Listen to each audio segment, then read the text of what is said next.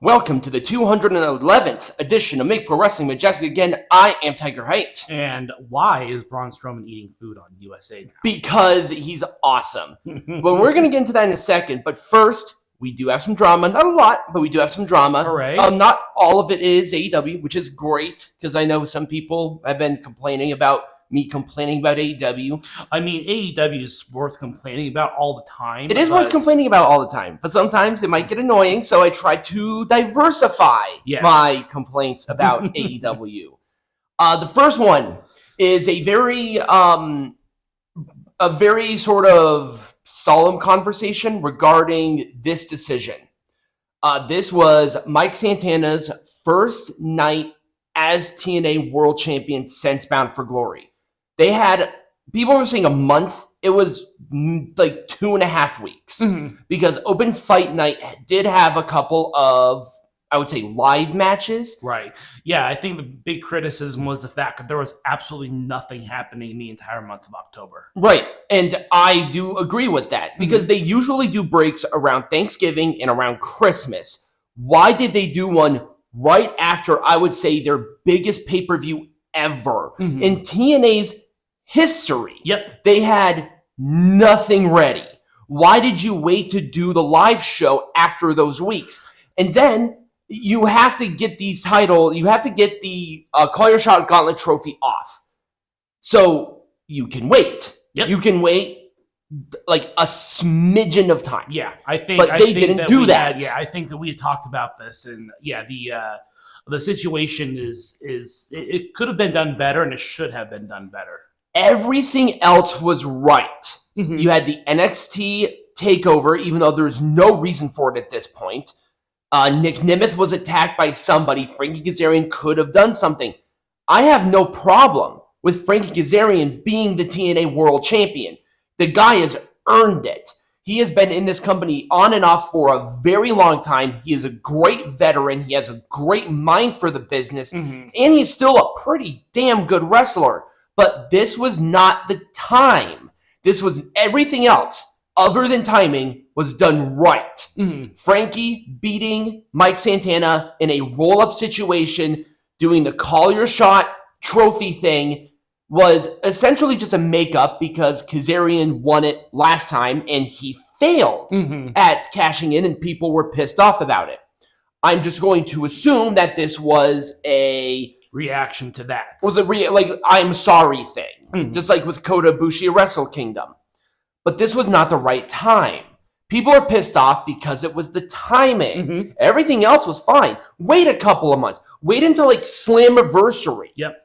There were so many things that TNA just did absolutely wrong here, and I had a bitch fit and a half about it. You know why? Because I'm an unbiased person when it comes to my wrestling media. Yeah, I did not like this. If a company does something great, I praise it. If a company does something poor, I shit on it. That's how it works. So I'm sorry that AEW has been sucking absolute ass for the last year and a half. That's just fucking reality.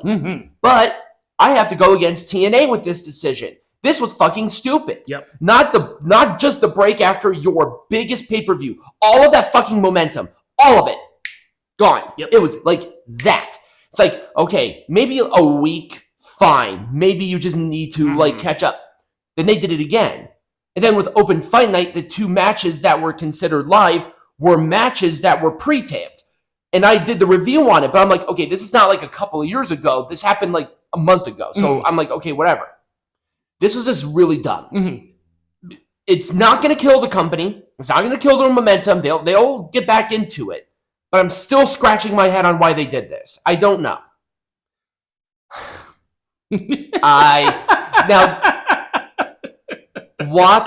So now let's go into our let's go into our preemptive just absolute shitting on the AEW fans. Saudis. Just do it. Do it. There's no. Come on, you want to do it. It's not a mystery that I'm not a gigantic fan of the Saudi Arabian Public Investment Group. I'm not for a lot of reasons. But I please do this. Yes. I want you to do this so bad. Well, why does this matter? because Warner Brothers Discovery does have investing power in AEW. Yes, they so do. We don't know how much investing power, but presumably that would be part of the deal. It would be part of the deal because that's part of their investments. And then all of a sudden they will say, "Oh my God, we love the Saudis." Yeah, watch them do it. Watch the fans do it because they're bad people. So Saudi Arabia, not a fan, but please do this. I want you to just do it for the lulz, honestly. I just love how it's like, oh, here's $7 billion cash offer.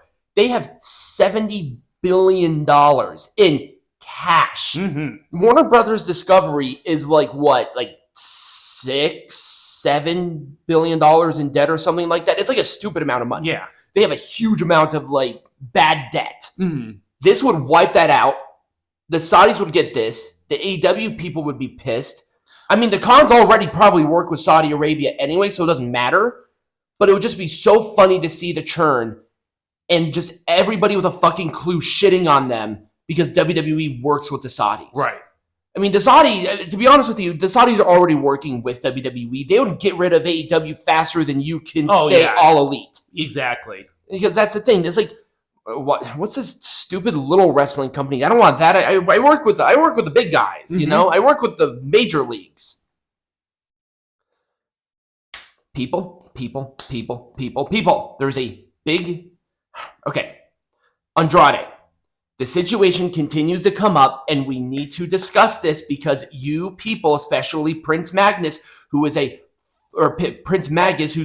fucking retard, let's play this game. Andrade's a smart man. He probably looked over the contract, had an attorney look over the contract, he signed the contract. He agreed to this. In Rey Fenix's side, AEW has stated that they would never do what they did with Rey Fenix, which is adding time on his contract so he doesn't have to go. They said that they would never do that. That is what they said. And then they did it. These are not equivalent situations. No. Andrade purposely got himself fired. So that's the punishment. Rey Fenix just rode out his contract. The guy was hurt. He didn't walk out. He didn't quit. He didn't do anything. He just sat there. Yeah, he sat around doing nothing. He just sat there doing nothing at home. And guess what? If he was booked, he probably would have shown up because Rey Fenix is a professional. Andrade just sits there and walks out, bitches and moans, and flip-flops between companies like he's a draw. Yeah, he's not. He's not. The wrestling media got absolutely shit on because they misquoted Priscilla Kelly and essentially turned what she said into something that was not. She was not complaining of the salary of the NXT people. She was talking about there is a big discrepancy between the people who are signed with the NXT because of their names. Jordynne Grace and Priscilla Kelly were not going to be paid the same. No. Because when Priscilla Kelly joined WWE and made herself as Gigi Dolan, she did not have the name that Jordynne Grace did. So there was probably a price discrepancy between those two. That's what she was talking about. Also, in 90% of indie wrestlers, this whole thing about she was lucky to get paid $20 and drove everywhere with all the expenses. Having a fucking salary and a base salary as a professional wrestler is a blessing. Right. Even if it is just $30,000. And that's just the base. That doesn't account for, they probably get bonuses for matches that they do on television. They get bonuses for merchandise sales. Right. Like there's a lot more that goes into it other than like the base salary. This doesn't include like her entry into like video games. Right. That's a separate contract. They get paid more than that. This is a base. If you are out hurt, this is money that you're guaranteed. Right. And also, it's like, okay, yeah, $30,000 is not a lot of money, but Peanut Gallery did point something out. What about everything else? Right. Now, in WWE right now, they're a little more loosey-goosey with having things outside of wrestling. But I mean like stuff within the WWE. Oh, I'm aware, but it's like, okay, if you want to subsidize your income in another way, if you ask WWE if you can do something like this, we have seen wrestlers do other things. Yeah.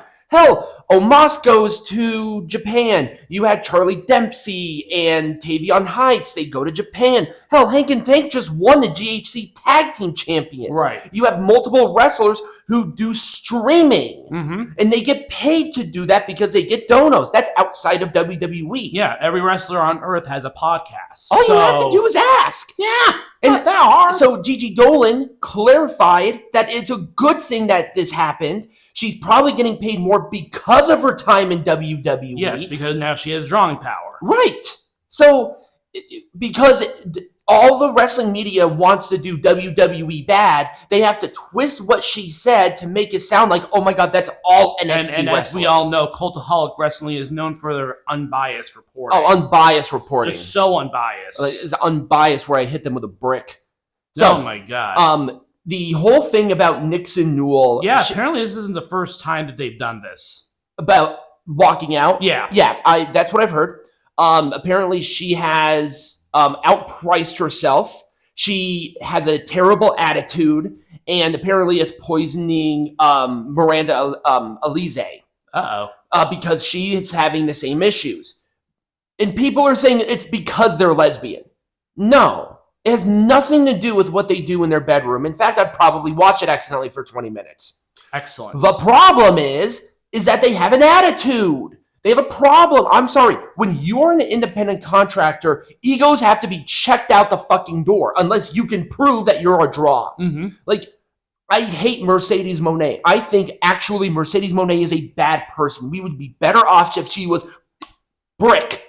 Okay? But Mercedes Moné has proven drawing power. Yes. She can actually say, hey, I want to be charged $15,000 per appearance because in one way or another, she is a draw. They might see a ticket sale difference while she's there. Yep. You know, for her one appearance per year at that promotion. And I'm sorry, but Nixon Newell is not Mercedes Moné. No. She can't do that. Right. So you can't have that attitude. You just can't, Nope. especially as this. Matt Cardona left WWE and he's being paid more. Why? Because he takes all of these bookings. He does everything. He's in every fucking promotion. It was like every other week he was wrestling. Mm-hmm. He was just going out there. Why is he getting paid more? Because he has a great reputation. Yep. Because he's like, I'm going to do this great thing. I'm a certified draw at this point for an indie show. It's great.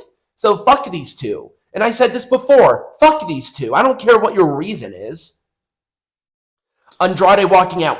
Andrade walked out this time. Yeah, so this happened, I think, on Saturday of last week. Mm-hmm. So it was like right after, or it was right before we recorded, but I didn't hear about this until Sunday. Andrade walked out of a Crash promotion show. He was there for a part of the meet and greet, and then he just left. Just bye. Why? Like, why? He has given no explanation. He's pouting and moaning. And it's like, dude, there's a reason why. Now, there has been talks that WWE had a part to play in this because they might have extended the non-compete worldwide, but that's not been confirmed. The confirmation to me is that it's only in the United States that he cannot compete. In Mexico, he can. Yeah, so who knows? There was a way to do this. There was a way to approach this, and this was not the right call. Once again, if you're in AEW, you're just like a bad person. If you wrestle with them, if you interact with them, no matter who you are, you just become a bad person by proxy. Right. The debunkathon, that Fightful, I don't know why this thing came out the way it did, but we're just going to roll with it. Tony Khan and AEW did not block Shinsuke Nakamura for wrestling Hiroshi Tanahashi at Wrestle Kingdom. Yes, he did. So they did. There have been multiple New Japan officials that have come out to say that Tony Khan had a problem with New Japan even talking to Shinsuke Nakamura, to even talking with WWE. Was it confirmed that Shinsuke was going to be Hiroshi's final opponent? No. But once Tony Khan got his ear, once that reached his ear, he got big mad. Yeah, he got big mad. He said, fuck you. Why is New Japan even talking to AEW at this point? I know, seriously. Why are they even bothering with their interactions? I mean, they had to rebuild their entire roster because Tony Khan stole it. He literally stole all of them. every single main eventer that they had, he stole. He raped their company. Yeah. He raped their company. They left them hanging out to fucking dry. And with New Japan, they're building it back. I'm going to give them credit. They are building it back. They are not doing as well. No. But New Japan's always been that way. They've always done this weird yo-yo. I know, but this one could have been avoided if Tony Khan didn't exist. If AEW didn't exist. Yes. Tony Khan he was fine. That was it for my drama. All right. When we come back, we got some news. Yes.